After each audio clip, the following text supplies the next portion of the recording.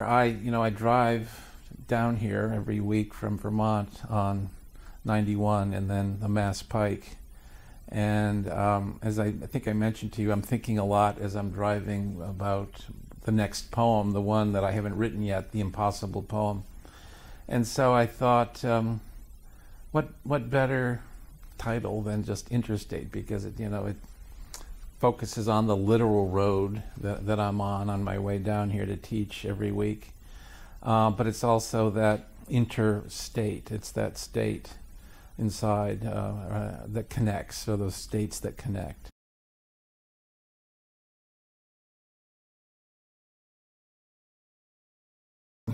Just a natural grouping that seems to occur with poems that concentrate on animals and nature and the world around me in Putney, Vermont, where I live, and then a group of poems that deals that is elegiac by nature, that concentrates on loss, and then there also seems to always be a group of romantic poems that are love poems that I include.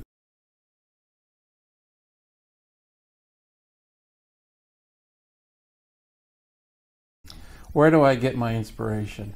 I wish I knew exactly where it comes from. It's pretty mysterious sometimes. I'll just be driving down here, walking in the woods, and a phrase will come to me. It has to have enough of a charge in it, that first line, or that what language that comes to me without my even really searching for it. So a lot of poetry has to do with just waiting and receiving. It's not as if I'm going out there and tackling something verbally that's all that I'm overly conscious about. A lot of it's just completely unconscious, and so I will just hear something or remember something that somebody said, or just have an idea about something I feel passionate about, but haven't yet found the words for in a phrase, or just a line will come to me, and then I just begin to write. I just have to trust in that initial charge, and it may completely shock me. I may start writing about rabbits, and it ends up being about aardvarks. But I won't discover that until the middle of the poem, and then I have to lop off the first half of the poem. But it's a very strange and unpredictable process.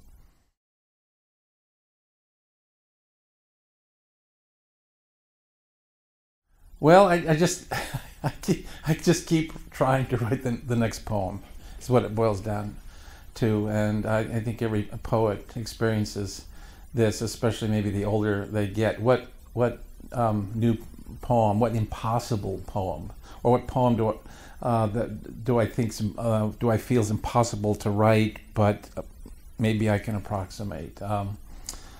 And so there's this kind of almost there's an obsession with writing, of trying to find new language, of trying to find a new way of saying the same thing, because we write what we can, is what it boils down to, and we don't always know what that is, of course. But I've sort of switched back and forth over the years between writing lots of poems in free verse and then some in form and received forms, and but mostly free verse. But I found that tension is very interesting in helping me to find a new music, for lack of a better term, in my work.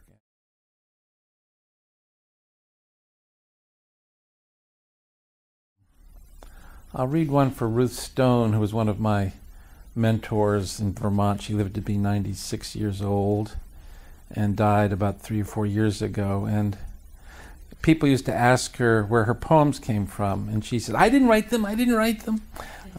She was, larger than life and had this ecstatic way of talking.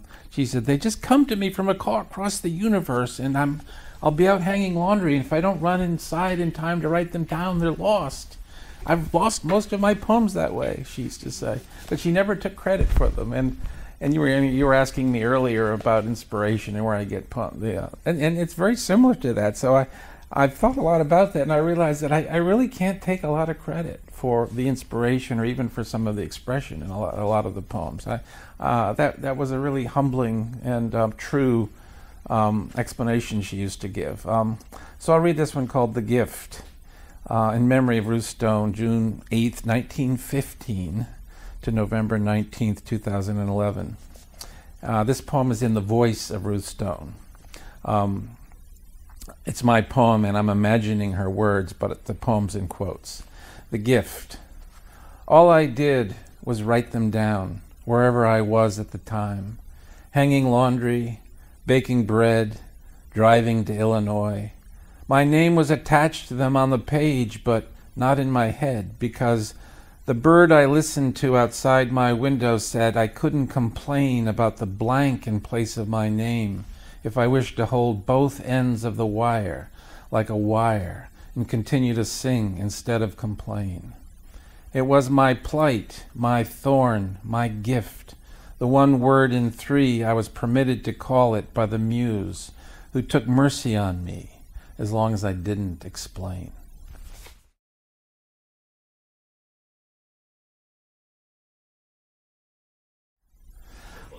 I really want everyone to be able to. I don't write specifically for other poets, although I listen to them very carefully. They're in my same discipline. They spend the same amount of time obsessing on poems as I do, so they obviously understand what I'm going through to write these poems. So I'm very attentive to what they have to say, even though they may have a completely different aesthetic than I do. But I really want to be write for everyone.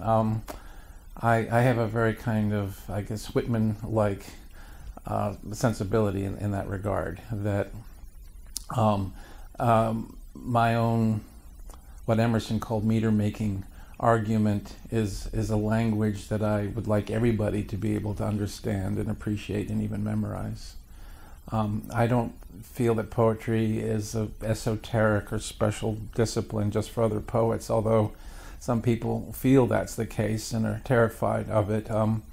I think people realize that poetry is an essential language. They turn to it for funerals and weddings and special occasions like that. But I really would like people to turn to it and read my poetry and realize that it's an essential language for the everyday dramas of our lives, and be able to go back to it as the news that stays news for them.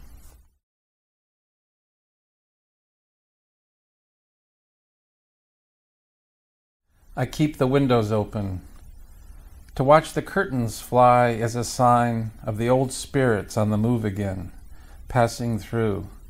I take them in through the mouthpiece of my bones and let them out again. I stare at the oak outside my window, the one that holds its leaves throughout the winter. No matter, they say, with so many names, I call them just one. No matter, they say again, as I hold a thread to the eye of a needle and feel their stillness blow inside. Starlings. The maple outside the window was alive with birdsong, but the birds were hidden behind the leaves, so the tree itself appeared to be singing aloud, cacophonous song. They rose en masse like the shadow of a cloud with the emptiness they left, calling back to them with the fullness of where they had been, like the tree before this and the tree before that. They sang ecstatically as if it were morning, although the sky was heavy with evening, and you could hear the silence in the sky beyond their singing.